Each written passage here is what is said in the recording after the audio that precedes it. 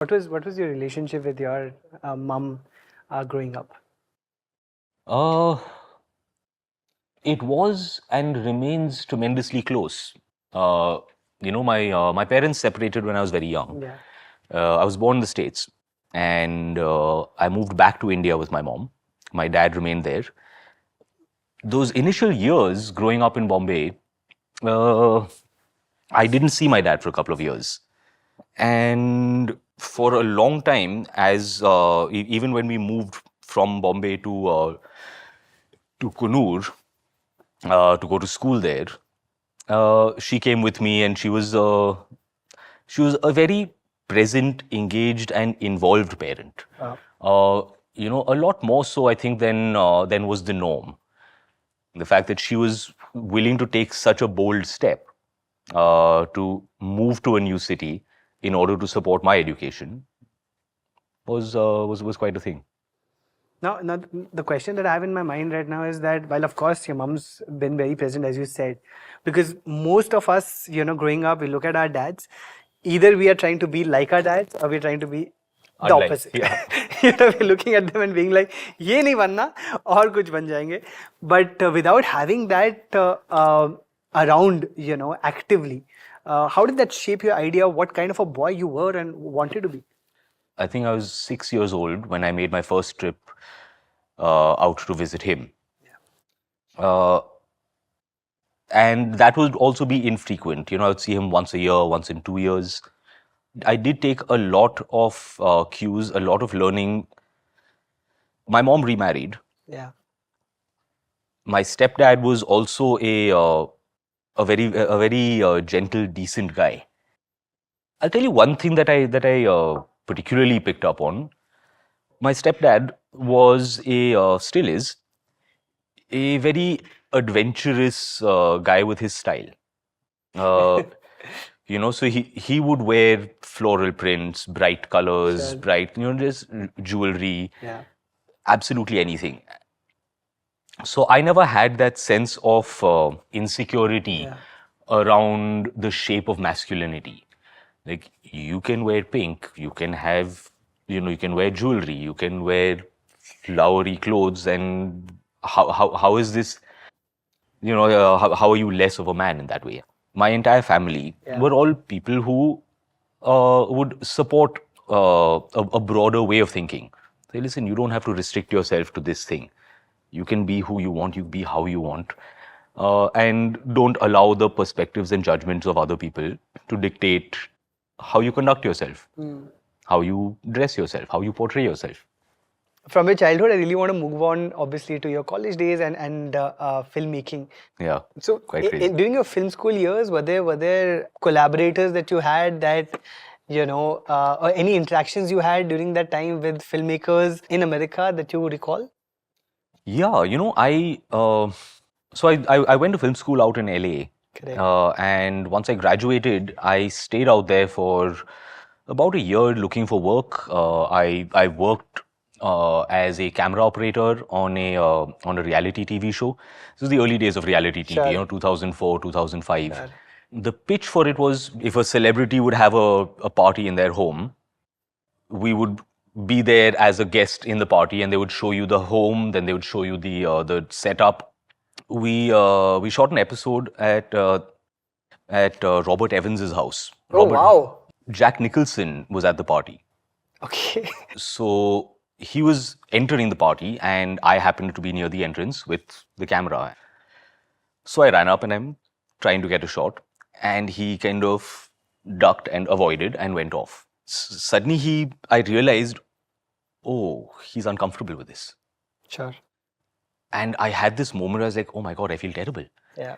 I feel like I'm paparazzi, like I'm, intruding on him. And I've grown up loving this man as an actor, as an artist. So I put my camera off and I walked up to him and said, excuse me, sir.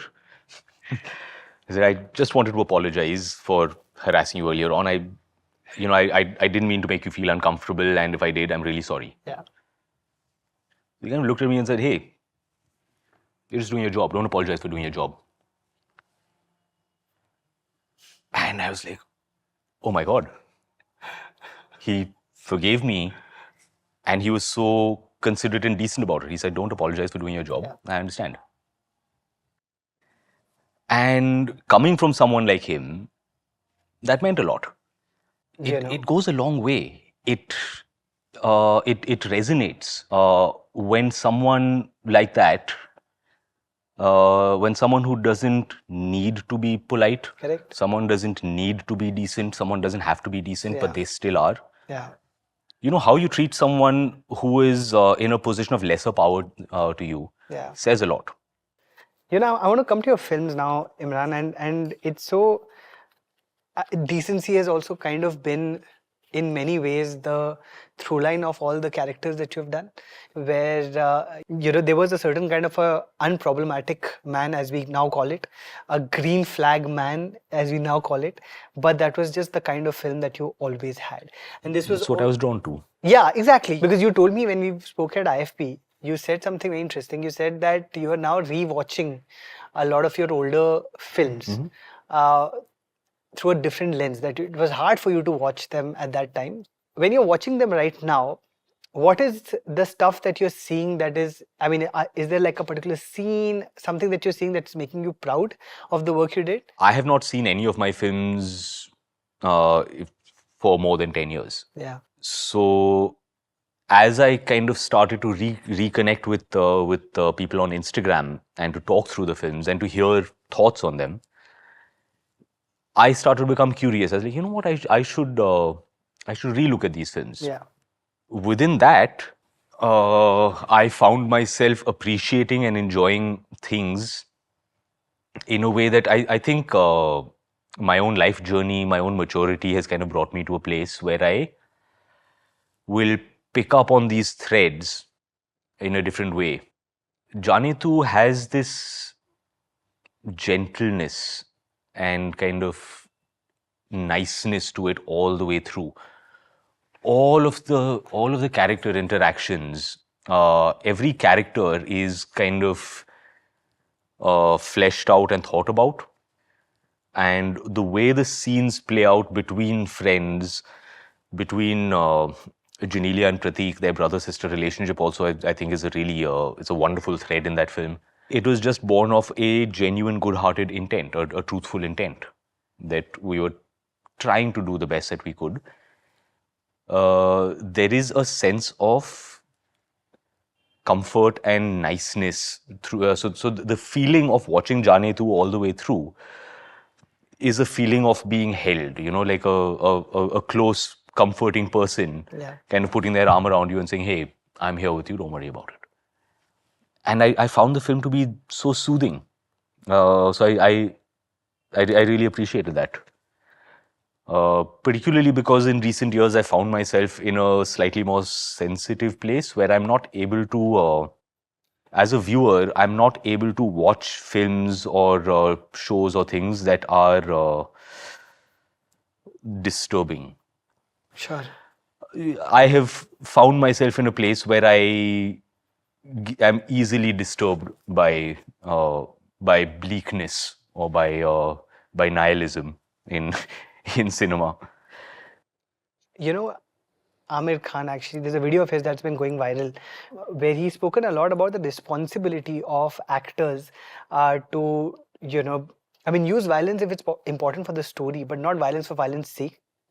And again, when you look at your filmography, that's really been the again through line of the whole thing. There is a long running theme through cinema where we talk about the struggle between darkness and light. Yeah. That, I think, is something which, as a creative person, as an artist, one must consider. We are putting a lens to society. Thanks for watching. If you enjoyed the video, don't forget to like, subscribe and share.